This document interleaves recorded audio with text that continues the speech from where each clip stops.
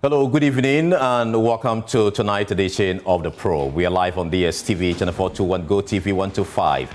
We also enjoy 99.7 FM, Love 99.5 FM in Kumasi, and our affiliate across the country. We're also streaming live on all our social media platforms, Joy News on TV, and around the world, we are on myjoyonline.com.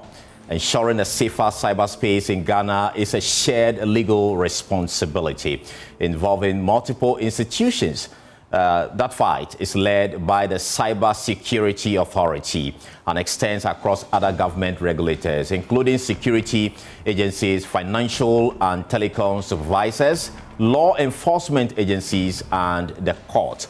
In fact, the Ministry of Communications and Digitalization provide the policy framework. The Bank of Ghana, for instance, the National Communications Authority and Data Protection Commission, they also offer regulatory oversight, while the police, the IOCO, and the Attorney General are supposed to be enforcing the law.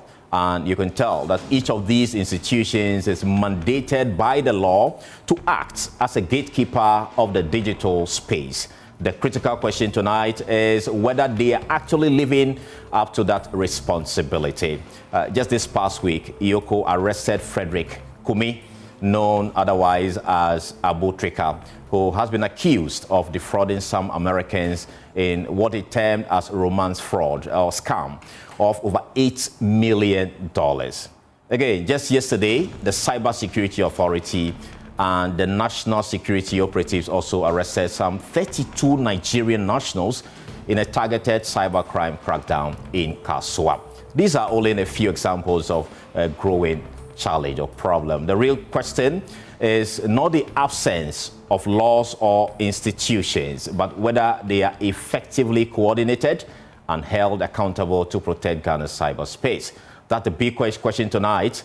Are the gatekeepers actually protecting the country's cyberspace? But let me paint a picture of the problem for you, and we'll put that on your screen shortly. And you see cybersecurity and crime in Ghana. The cybercrime cases in first quarter of 2021. That's the big figure you see on the screen. 2008. In the first half, I should say, the first half of 2025. Now, let's look at the cybercrime cases, the trend from 2022 all the way to the first half of 2025. In 2022, the figure stood around 628, crimes. In 2023, it's almost doubled to about 1,255. Then in 2024, the figure jumped to 2,751 cases. And like I said earlier, the first half of 2025, we've already recorded 2,008 cybercrime cases. Now, let's look at the losses of that trend in terms of money, the monetary loss. In 2023, we lost about 59.9 million Ghana cedis due to those crimes. And in 2024, it reduced a bit to 23.3 million Ghana cedis. And from January to September 2025 this year, we have lost about 19 million Ghana cedis to cybercrime. And we actually taking this data from the Cybersecurity Authority. Now, let's look at the top cybercrime incident from January to September 2025. You see the incident type online fraud tops the cases. Number of cases we've been able to pick up stands at 1,200. And then comes cyberbullying, which is also around 738. Then online blackmail stands at 507. Unauthorized access is at 390. And information disclosure is 288. Now, let's look at some functions of the Cybersecurity Authority, the CSA. They are supposed to monitor and respond to cybersecurity threats in and out of Ghana. They are also mandated by the law to promote the protection of children online. As part of their work, they are also to provide technical support to prosecute cyber offenders. And they also to collaborate with law enforcement to disable technologies used to undermine cyber security. And there you have the Acting Director General of the Cybersecurity Authority, Divine Agbeti. And he has been speaking about some of the key challenges facing the CSA. And we've been able to bring just 3 of that. And according to him, inadequate workspace, technology, and sustainable funding is one of the key challenges facing the CSA. He also raised the concern about brain drain among cybersecurity professionals. Actually, they leave the country to get better pay outside the country. Then there is global cybersecurity skills shortage of nearly 4 million professionals. And if you already have your professionals leaving, you can imagine the challenge we have as a country, especially at the cybersecurity authority. So clearly, these figures speak volume. And indeed, cybersecurity is no more an information technology challenge. It's a challenge that faces all of us, and we must deal with it comprehensively. It's the reason why we are having that conversation here tonight, to go deeper into these matters and look at what we can do to address the challenge we have. And so when I return, I will be introducing my guests. We go into the conversation and look at what we need to do as a country to address the challenge. Stay with us. You're still watching The Probe.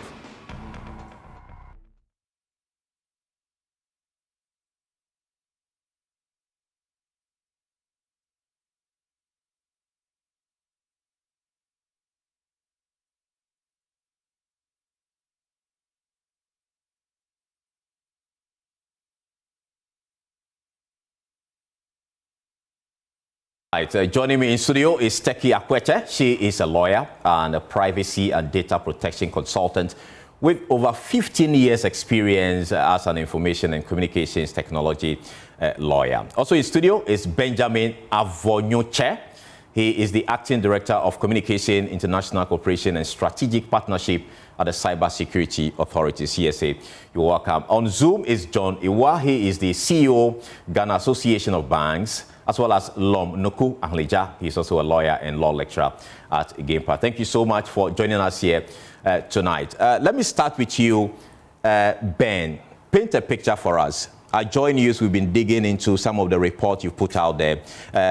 Let our viewers and listeners appreciate what the problem really is when it comes to cybercrime. Thanks for having me. First of all, I've looked at the numbers, and these are numbers that we have been, discussing in the media with your team and other, media houses, and trying to work on how to, tackle some of this issue. You realize that the numbers, whilst they look a bit, alarming, are quite also coming down in terms of the crimes that you've shown. And so it means that there's a lot more work that's ongoing. And mind you, cybersecurity is a new frontier in our country. Our act was passed in 2020 and it started operating as at 2021. And so it's a new frontier in our country. And whilst this has been a major, global problem, it's now beginning to fester. And that's why there's a need for us to put up together an authority that is meant to tackle, the challenges that, we are confronted with. So we've been existing for barely 4 years, and it tells you that there are a lot of things that have been ongoing that, if not for the authorities, being set up and the work that we're doing, we would not have even known the numbers that, we're looking at. And that is why we've seen that there's a need for us to intensify awareness, which for us is one of the most important things that we have to do. That is why, with the support of the World Bank and the Ministry of Communication and the Minister and our Director General, we are running the Safer Digital Ghana campaign currently that has been making a lot of awareness creation through outdoor advertisements. And we have mounted our billboards to create awareness across all the 16 regions in the country. We're running television, video, radio advertisement and all that to create awareness first, so the people understand the situation we are confronted with and how to go about some of this. Because some of the situation, for example, if we have a situation where people are impersonating public figures, so parliamentarians, even you journalists, people create accounts in your name on social media, right? And then the issue of AI, where deepfakes are now coming. You see, a very prominent journalist running an advertisement about money and some online business and all that, when that's not what you're doing, which are new emerging threats. How are you actually tackling that? I was going to come to that. We're working with the platform owners, because for somebody to be able to put that out, they have to place it on an online platform, on social media platform, right? And so we're working closely with the platform owners to be able to take those accounts down, whilst we are trying to also work to develop tools that can detect whilst those videos had come up, so that when you take it down, because there are instances where you get a report and you take an account, like 30 accounts down in an evening, the next morning 60 comes up, right? Which means that there are people who are sitting behind machines and deliberately focusing and working and making sure that they are putting these things out. So we're working with the platform owners to see how we can develop tools and work with them to see that before those videos even come up, there should be a system that should detect them and prevent them from... So far, have you been able to identify any of these groups that you've actually maybe arrested or? Yes. There have been some arrests and some investigations that are currently ongoing with some groups that, the current one that we did just yesterday, the arrest that happened in the Kaswa. Yes. These people live in a location where their primary job is to be online and target, people in Thailand and Japan, in romance camp. And they are also using the same machines to create, some of these AI videos and also impersonate, very prominent people online. You get what I mean? So such an arrest is a major crackdown on cybercrime in our country, and we've done quite a couple of them. This is just the new one that had come up. Okay. We had a major arrest somewhere earlier this year in Dodoa, which was in the news. We had arrests in Nungwa and several other places.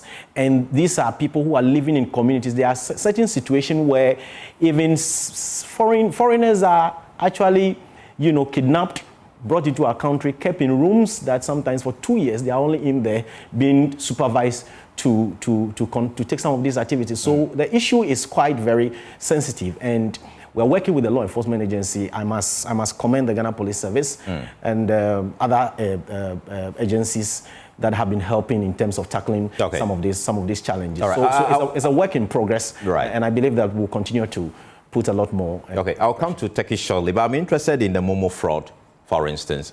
How huge a problem is it? It's such a huge problem to the extent that every other day we have to block a SIM of, say, about 30 SIMs in a day, right? So every other day people are getting new. So the issue even goes beyond just the blocking of the SIM. There must be a holistic approach to tackling how people even access SIM cards in our country. And I've heard the minister indicated that there's a need to do a re-registration of our SIMs, because people are registering SIMs, and if you trace some of the SIMs, those who are even using the SIMs are not the owners of the SIM cards. How do they get these SIMs registered in the first place? That's a problem. That's a problem. That's a problem that we need to dig into and tackle, because the SIM registration, you know how that happen. You can just go to the roadside and get somebody to. But that is supposed to be done by the telcos. Yes. Anyways, but some people go out and then by the roadside they're able to register SIMs. They're able to have 3-4 SIM cards. And you say on daily basis you are blocking 30. We are taking down, more, even more than that. We are blocking SIMs. People call and report because sometimes, they will take over your WhatsApp account, and then sometimes they demand money from you before you have to pay before they allow you to access your WhatsApp and all of that. And there are people who will call, who ring in, you pick the call, and then they mislead you. I mean, even people who are very, educated for this, this kind of scam. So the registration bait. It's very important. How do we address that? No, we must really look at it. All the people who are involved in the sector in terms of our SIM registration, and protecting our citizens must come together to work to see how we can tackle that, because that is very important. Another thing also is that when somebody transfer money to another person, the person necessarily have to withdraw it somewhere. Yeah. All right? Or have to transfer it to another SIM to withdraw it somewhere. I think that it's high time we put in place a measure where at the point of withdrawal, there should be a multi-system to confirm you know, the withdrawal process. I understand that there's a discussion that is ongoing in that respect to which is why we'll be talking to Johnny Wa, because he works with the banks to tell us how they actually addressing that problem. But let me bring in Teki Akwete right now. So the big question is, when somebody carries out this fraud, who is liable? Is it a hacker? Is it a bank? Is it a telco? It depends on what you're looking at. So typically the legislative frameworks that are put in place will place criminal liability, in this case, the perpetrator of the crime, right? The perpetrator of the crime could also hold regulatory bodies that may be civilly liable if they perceive that they have not done their work well enough to protect them. If for instance, the victim is a citizen, right? So you could take the regulatory authorities responsible. To some extent, sometimes there could also, if for instance, let's say there's a bank transaction involved, and the bank, there are procedures that the bank has to go through to verify payments, and they did not go through that, that bank could also be held liable. So it really depends on what exactly we are looking at. If you're looking at criminal liability, obviously it goes to the hacker, right, that has perpetrated the crime. And the victim, through the police prosecutorial systems, can then have recourse, you know, through that. So like the scenario is given, we're getting people to get the SIMs registered. The next moment they are using SIMs that are not supposed to be in use, you know, and they are depending on a particular network to scam me. Can I then sue the telco? I think that we have to be, as a nation, we need to be very clear on what we are doing, particularly when it comes to the cyberspace. And I'm speaking more generally, I'll come to the specific issue that you're looking at. He had mentioned that the Cybersecurity Authority is a young organization, which is right, but we started dealing with cybercrime as far back as when 2006. Exactly. And it's interesting he brought that up, because at the time, one of the key things that actually pushed Ghana through its then accelerated development policy, to put in place enabling legal environment, was because at the time, if anybody would remember, in the early 2000s, Ghana was one of the countries that had been blacklisted. So it was even difficult for our citizens to transact online or use their cards, because we did not have a very robust cybersecurity ecosystem. With time, the Electronic Transactions Act was passed, which then made it a crime for certain activities to be undertaken. And that shifted, you know, the landscape significantly for us as a country. And subsequently, the Cybersecurity Authority was created, which then repealed aspects of the law that was under the electronic transactions for it to enable it enforce. What I'm trying to drive at is that it's a moving stick. And unfortunately, this is an area where we have to make sure that all the drivers in the ecosystem are working, right? So even if you're looking at the legislative framework, you don't address cybersecurity just through the Cybersecurity Authority. You've listed so many players. And so that cross-sectorial collaboration has to be in place. Is it working now? I From don't where you think, sit? and I'm not just talking about Ghana. We do quite a lot of work across Africa. I don't think that our regulatory frameworks are really effectively dealing with the cross-sectorial collaboration as it should. But again, it is also not just the cross-sectorial, is, you know, you're looking at private sector and public sector, and to some extent even cross-border because the cyber threat is borderless, right? Exactly. So to be able to effectively protect your citizens, all these factors must be in place. And even the training and the awareness of the citizens, because they play a key role in even minimizing and preventing some of those frauds, must be in place. Then the resources that are required to even enforce the laws, right? So the laws are good enough, but the resources that are required to enforce the laws, the cybersecurity, do they have the right? He was talking about very complex, AI systems. And I have had the opportunity to sit with some of the big multinational tech companies.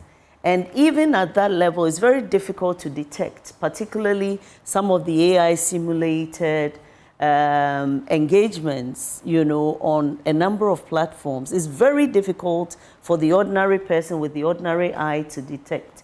Even when you speak to the large tech corporations, they'll tell you that it's because they've trained AI, because they've invested billions. So which means, as a country, we don't have the capacity for prosecuting some of these AI or cyber. Maybe Ben can tell us what we have. From where you sit as a lawyer, you are. I think we need more. First of all, we cannot compare ourselves, the resources that they have, to the likes of what, let's say, a Meta, a Google, or any of those big guys. They are investing billions of dollars.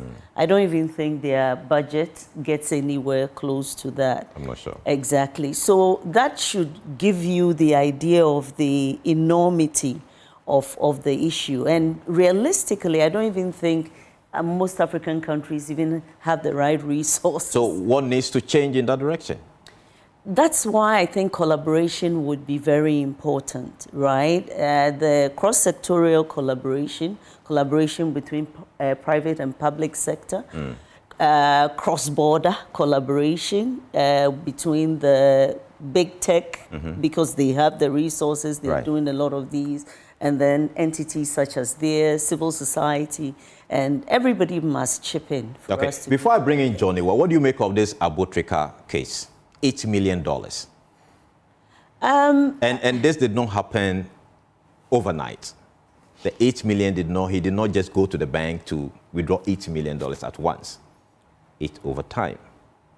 I think I have followed the whole romance scam fraud issues, not just his. I mean, it's been happening a lot in the space. And what we need to realize is that if you study the scam, it's getting more and more complex. And there are so many things at play. Sometimes even the monies are not necessarily going through or passing through banks. It's going through crypto accounts. It's a very in this particular complex case, where did he get the money from? He went to the bank? No. I mean, there are a lot of ways that these people, take their money. And it's a syndicate. Yeah. I mean, it's not a one person. He may probably be the one person public facing, but they have, just recently, I don't know whether you followed the news, in the US, there was an issue where even the President Trump had made an indication that I think there was a disruption with telephone services in New York or something. And when they started the digging, they just went into this residence and found, very complex computers and all of that in the room. They didn't see anybody there, but they blocked the place. These are complex systems, sometimes using different networks from, where, the end. From all over. Okay, I get a picture. Let me bring in John Iwahe is joining us on Zoom. Thank you so much for your time. I know that you, the banks yourselves, you are a target for many of these cyber criminals. But also, these cyber criminals are using your facility, your bank, as a transactional point to actually make money from the unsuspecting public. How are you, first of all, dealing with this challenge as a bank? Thank you very much. Thank you to my co-panelists. It's a major problem, and I do not think we should see it. We don't see it as a bank-specific problem. It's a country issue. It's actually an ecosystem problem. And the way we see it, given the level of integration of digital financial services now, if you walk into a bank tomorrow to open an account, the bank will be asking for all kinds of things. Bring your address, bring your, if you are renting a property, bring your tenancy agreement, bring this, your ID. We go through stringent measures to onboard our clients. But what we forget as a country is these same people are also transacting on other platforms that integrate within the financial system. So while the bank is taking all the steps in onboarding clients, telcos are also aggressively pushing for business and also issuing out SIM cards. Once you issue a SIM card to someone, that person gets a wallet. That wallet is able to move money to and fro from one bank account to the wallet and from the wallet to a bank account. Is that person a banker or not a banker? He already has a bank account, technically. But did he or she go through the kind of onboarding process that a normal financial user within the banking system would go through? No. So we need to begin seeing the problem that from that broad perspective, that if we see it as a bank issue, we will be missing it by a large margin, because the man on the street is moving money to and from bank account and wallet. Meanwhile, he hasn't gone through any kind of KYC for us to know who this person is. And that's why some of these fraudsters are able to, defraud and move money quickly through the system and terminate and get cash out, and immediately they are out of the system. That SIM card potentially may never be used again. So it is an ecosystem problem, and that is why, as banks, we are working very closely with the Cybersecurity Authority, the police, Bank of Ghana, FIC, in our fight against this cyber fraud. So that is not to suggest that the banks cannot take certain responsibility for this challenge. I hope that's not what you're suggesting. Because before you come in, let me read this from Mike Adaku, who is a PhD development economist, research and lecturer at UK Management College. And he says that in Europe and North America, banks have paid billions of dollars in fines for AML failures. Senior managers have also lost their jobs. Reputational damage has been severe. In Ghana, enforcement actions are less visible and penalties are often modest. So he's placing some responsibility on the banks. The fact that we can look at it as an ecosystem challenge, you also play certain roles that you should check payments and all that. That's his point. What do you say to that? Of course, he's right to some extent. Where I disagree is where he's alluding to a fact that perhaps he does not have visibility on the facts on the ground. Banks go through a lot of Bank of Ghana. There are several banks that have been sanctioned for one thing or the other. And if you check banks' annual report, we are supposed, when we are fined or sanctioned, to disclose it in our annual report. So if you check in the annual report, you see the disclosures. So banks take responsibility. But when it comes to cyber fraud, it takes more than two to tango.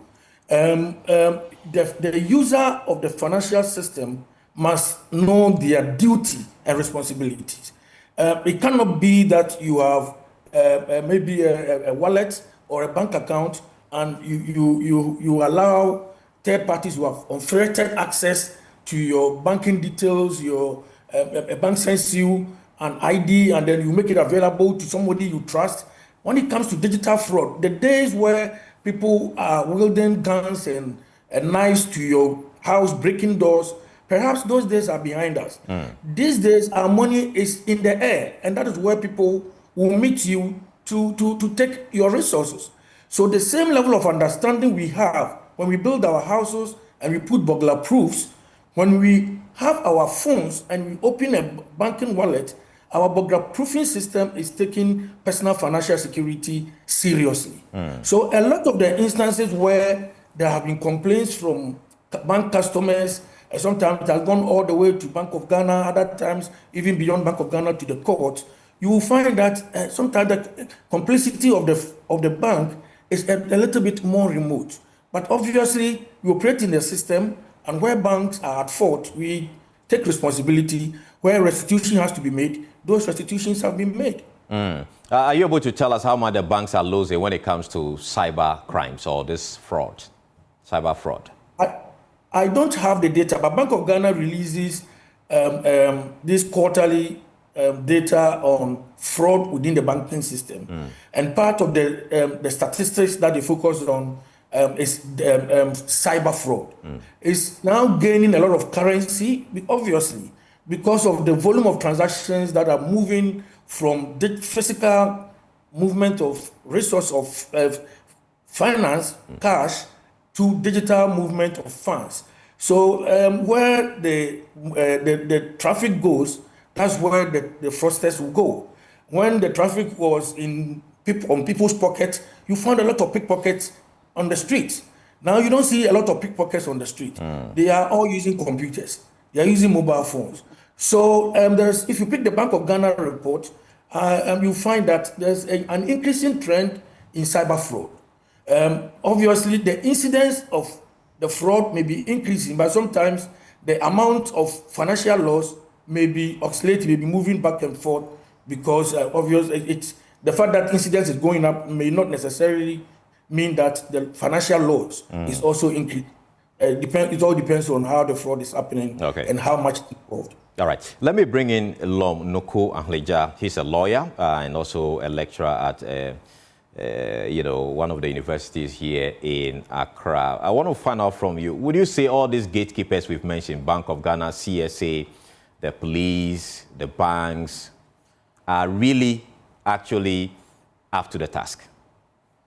Thank you, Carlos. I think that in some respects they are up to the task, but in others they are failing quite woefully. And I need to be quite frank on that. For instance, with the Cybersecurity Authority, which you mentioned in your introduction, you talked about the fact that they are leading the charge. The fact is that the Cybersecurity Authority is civilian-facing. They are not a security agency, do not have the enforcement powers, and Benjamin can confirm this. So you see that even the approach to how we are dealing with matters related to cyber crimes and security is obviously creating the challenges. You see, for example, in the recent arrest of Abu Trica and also the foreign Nigerians in Kaswa, that cybersecurity is claiming to have led the charge. At the same time, we've also seen that IOCO has issued statements in that regard. Clearly, it begins to show that there are some cracks in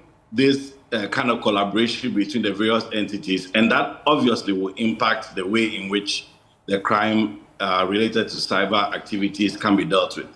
For example, the gentleman, Abu Trica, who is at the center of this recent arrest, is well known in Ghana. In fact, his videos about cash and showing off his wealth and so on is known to everyone. So all this while, the question is, what were our security agencies doing, including the Cybersecurity Authority? Nothing has happened. If this request had not come through the FBI, indeed, this would have continued. And there are many others like Abu Trica. We also remember recently when Kofi Boateng was also requested by the FBI to be extradited to the United States.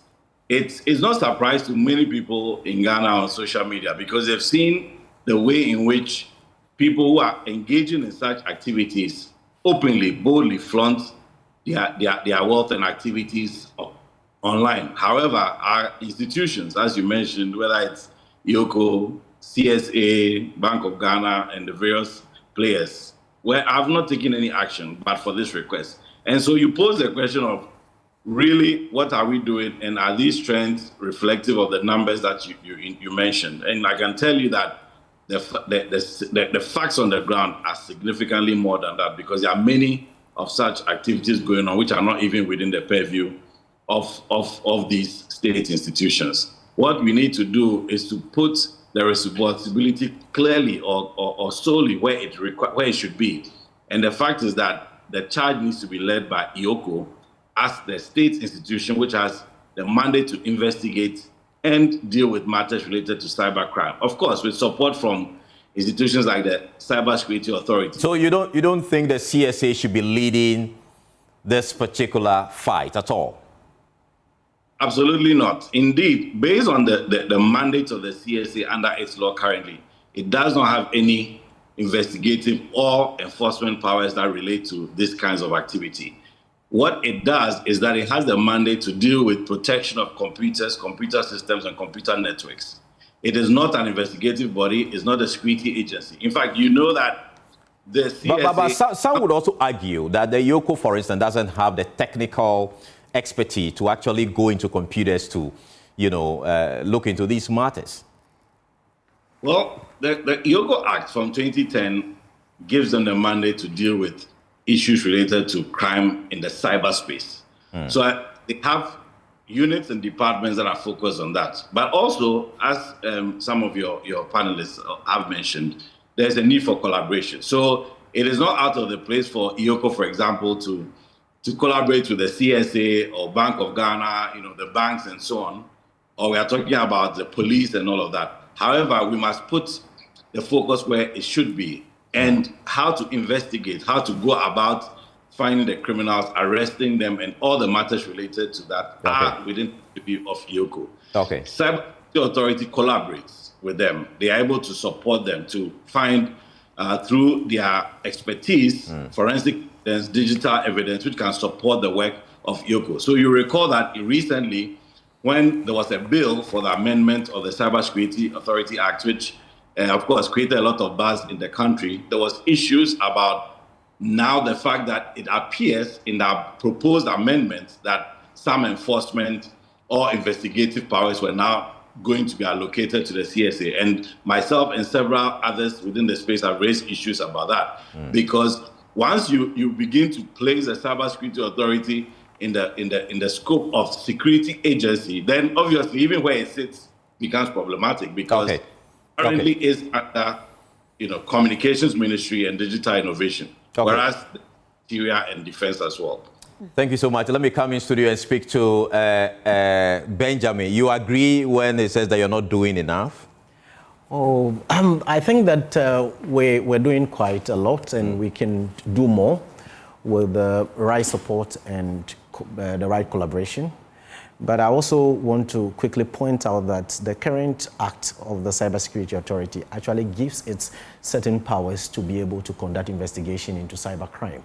If you look at from the section 71 through to 73, we have power to even seek the authority of the High Court to be able to intercept and investigate matters that of cybercrime nature.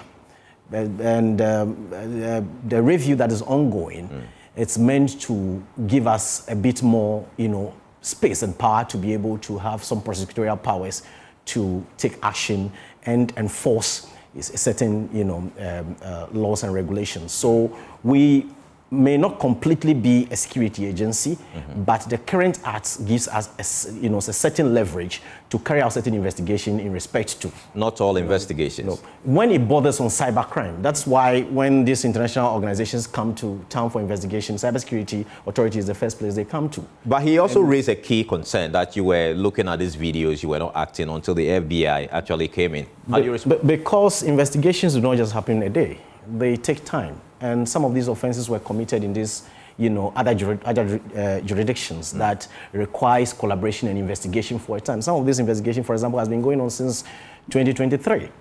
And there's been back and forth. You've been investigating this particular... Yes, we've been investigating this matter since 2023. So they didn't just... You took the lead or the FBI pushed you? I'm saying that this particular investigation is an international investigation, so you need to collaborate on it. You started it? I'm saying that you need to collaborate on it. You don't necessarily have to start it. We work with these people, work with this organization, work with the Interpol, the FBI, and all that. So they can draw attention that this particular individual, we think that he is involved in a scam that borders within our jurisdiction. What can you do? How can we collaborate? But there are certain arrest and action that the cybersecurity has taken, just the Kasua one, that was not about with the FBI. It was done by the Cybersecurity Authority in collaboration with national security. So there are things that we are doing that does not need international collaboration, and there are certain investigations that require that we collaborate to be able to, investigate the people, because where the monies are coming from, you need certain information from these people to be able to work together to this. And cybersecurity is beyond. It's not a country problem, it's a cross-border problem, right? It's a cross-border problem. And the situation that happened in Kasua, for example, these are foreigners, about 32 or 31 Nigerians that are living in a location. Some of them were even kidnapped into the country to undertake cybercrime, right? So if you are handling such a situation, you need to collaborate with the Nigerian authorities. Turkey raised the issue of budgetary allocation. Are you getting enough as an authority? Of course. I don't want to put your job on, but it's a difficult question because we need the money to run the authority effectively. Yes. I think that we need more to be able to work effectively. Even beyond just the budgetary allocations, we need to invest in the skill of our people to be able to work effectively, because cybersecurity has become very attractive in terms of job skills that out there, a lot of people are pushing, our officers, and they come in there to work to the Cybersecurity Authority, get the right training through the little resources that we have. And when they are skilled, global organizations are looking for cybersecurity people. And Ghana is such an example of, in Africa, of how we are trying as much as we can to develop cyber professionals. That is why Madam mentioned earlier that we have to work across sectors or across institutions. That's why we have the Joint Cyber Committee, for example, in the Act, that have representation from about 18 agencies of state that the Director General currently chair, that looked at cyber-related issues. I think the banking sector, people from the Bank of Ghana, they are all part of it. And the president, inaugurated the Joint Cyber Committee when we launched the National Cyber Awareness Month in October, 1st October. So we're working across, institutions in that respect under the Joint Cyber Committee, of which the current Director General chairs. So the budget is not enough, and we can, push for more. We can, collaborate to see how we can, of course, the budget. I know you have a lot to say, and I don't want to be, interrupting you. But the person watching us, awareness. You say you're doing something about awareness. How do I even report once I notice some action on my account or somebody trying to defraud me? It's just by calling 292 or sending a message to 292. There's a 24-hour computer emergency response team sitting with the Cybersecurity Authority that responds to this situation.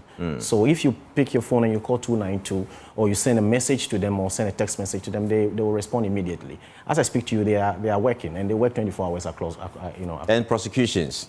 How can you give us figures? We do not have prosecutorial powers, but we work with other state agencies when we finish with the investigation and carry out the arrest. The other state agencies go on with the prosecution processes. But definitely you get to know whether these people are being prosecuted or not. I'm aware that there are certain prosecutions that are ongoing. I cannot exactly give you the figure of head, but I'm aware that there are certain prosecutions that are ongoing. I'm also aware that there are investigations that are currently ongoing. There are certain, information that I cannot share on air, that we're working to push the frontiers. What more do you want to see in the space to change the way we address cyber threats as a country? I think that the discussion on cybersecurity must come to the fore. We must talk about it a lot more. A lot more people must be interested in the situation and how we can address it. And for platforms like this, it's important that the call must be more louder, to those to policymakers and those who really would have to, work together with the Cybersecurity Authority. And also we must intensify awareness. That's why the Ghana Safer Digital Ghana campaign project that was sponsored by the World Bank through the ministry is one of those key, events that we have carried out this year. So the discussion must come to the fore, and everybody must be involved in creating awareness. All right. Let me come to Turkey, Akwete. Enforcement of our laws, even sanitation laws, we are struggling to enforce as a country. Our cyber laws. You are a lawyer. Do you see these agencies? You've touched on the need for collaboration and all that, the enforcement of the law, registration of SIM, like you said, it's not even happening, right? So how can we address the enforcement challenge we have as a country? So I think that enforcement is not happening for a number of reasons. First is the awareness, right? Okay. If you look at a number of the laws that are in the sector, and he raised issues about, raising more awareness. For me, what I choose to say is that we need to demystify these issues. A lot of the victims that will trigger these enforcements are ordinary citizens, right? The number of people that are mostly affected by Momo fraud or even some of the online frauds are very ordinary people who are not speaking the big English that we're sitting here speaking. The question is, have we been able to demystify what these issues are to them? That is something we haven't been able to. So awareness is key. It's very important because that is what is going to trigger the reporting and the investigations. And when you move it from there, then you have to look at the investigations. It takes, I spoke about the fact that we've had cybercrime laws in this country since 2008. And even at the time, when you follow through the police and all of that, you see that there's a major challenge around how evidence is gathered. The path of the law is not just a mere thing that we think this is a crime. You have to gather your evidence. It must be credible evidence, And so sometimes even the evidence gathering process itself is so contaminated that by the time there are situations where, and I think that maybe we need to also do a lot more research around some of these things to bring to bear what exactly is happening in the space, because there are situations where people indeed commit what we perceive to be crimes. It is investigated, ends up in court, and is thrown out, right? Not because it did not happen, but because we did not go through the right channels of gathering the evidence, of putting together evidence that will be acceptable in the courts for the courts to prosecute. Another end of it is also the courts, right? We're talking about these, but the courts are, the judges are the ones that have to make the pronouncement whether these laws. And a lot of the time we're speaking over their heads. They don't even understand these things. Again, we've not been able to demystify and raise, awareness within the judiciary that can help sustain a number of these things. But before, let me, permit me, the judiciary itself, talking about the judges and all that, do they have the capacity to be able to, make pronouncement on issues like this themselves? Training, the skills to know. Maybe I may want to... They definitely do have the capacity, right? And again, I know just a few weeks ago I was running, I did some training for judges, around what they need to be aware of when they're handling cases and all of that. But I think more of that needs to be done. That is specialized training. Possibly we need to create specialized courts where capacity is built, around these issues. Also, we need to, I know there's a lot of work around updating the laws, but if you look at a lot of the crimes that we've had in our laws, most of them are misdemeanors.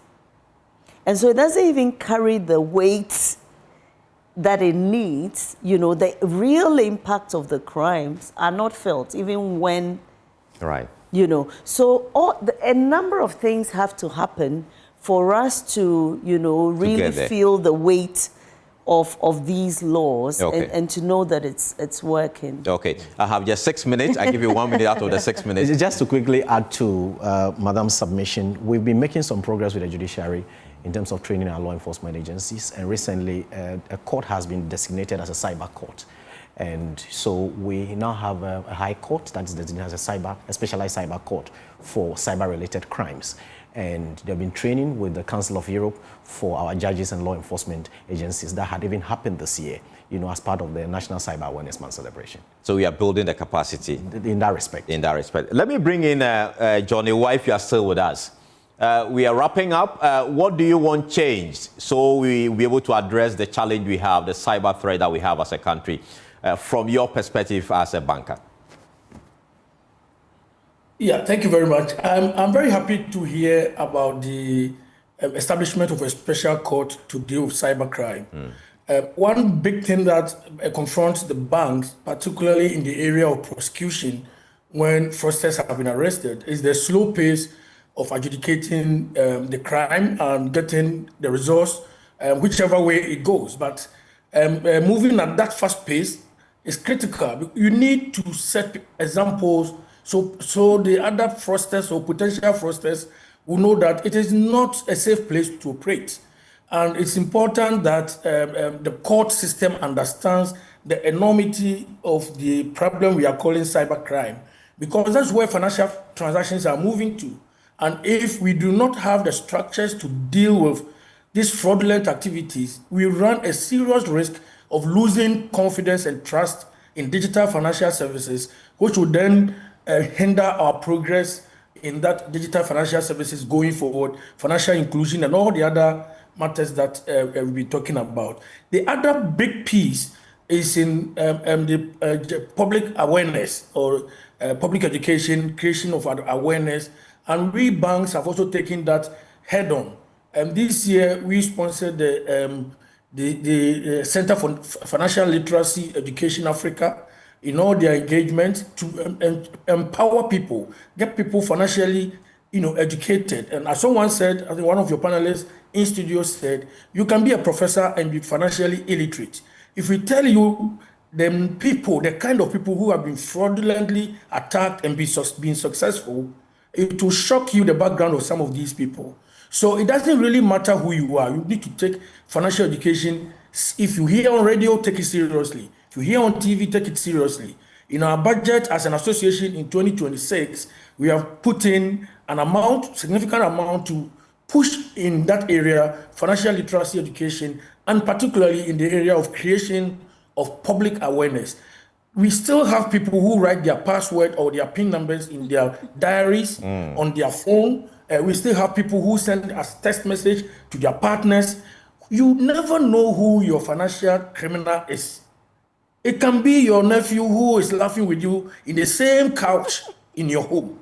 So you need to be financially aware and take personal financial security as just like when you are building, you put your burglar proofing system there to ward off the potential robbers. Right. So these are areas but we are working actively with the Cybersecurity Authority and also with the other security agencies, IOCO, FIC, and the like, in our fight on cyber fraud. All right. Thank you so much. Let me give the final word to Lomnuku Ahleja. 1 minute. What you want changed in the sector? Others are saying we need the law to change, capacity, awareness, and all of that. From where you sit, what should change? Well, I think two things. You mentioned about the budget. Obviously, as we can see, the trend is towards the cyberspace. So now a lot of the crimes we'll begin to see will be driven in that direction because, as we can see now, more transactions related to money are going that direction. So it should be funding available to the security agencies and also Cybersecurity Authority to support work related to investigations, finding evidence, and so on, just so that the prosecutions will be effective.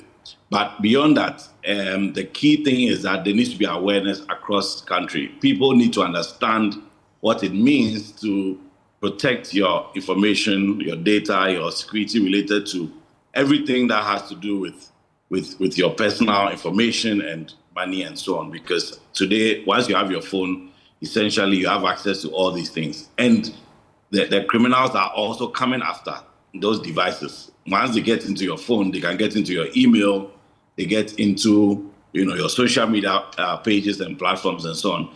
They more or less are almost at the point where they are taking you for what you have. And so there is a need for more awareness to be created so that people can take steps that they need to take so that they prevent criminals from having access to their money and related things. Right, thank you so much, Olomnuku, for speaking to us here. He's a lawyer and lecturer at GIMPA. I've also been talking to Teki Akwete. She is a lawyer and a privacy and data protection consultant. She has about 15 years of experience in the field. And also in studio is Benjamin Avonyoche. He is actually the Director of Communication International Cooperation and Strategic Partnership at the Cybersecurity Authority, as well as Johnny Wa. He is the Chief Executive Officer of the Ghana Association of Banks. And this has been The Probe. We've been looking at the way to, protect the cyberspace in Ghana. My name is Carlos Caloni. You can log on to myjoyonline.com for more stories. Thank you so much for watching. Have a good evening. Bye-bye.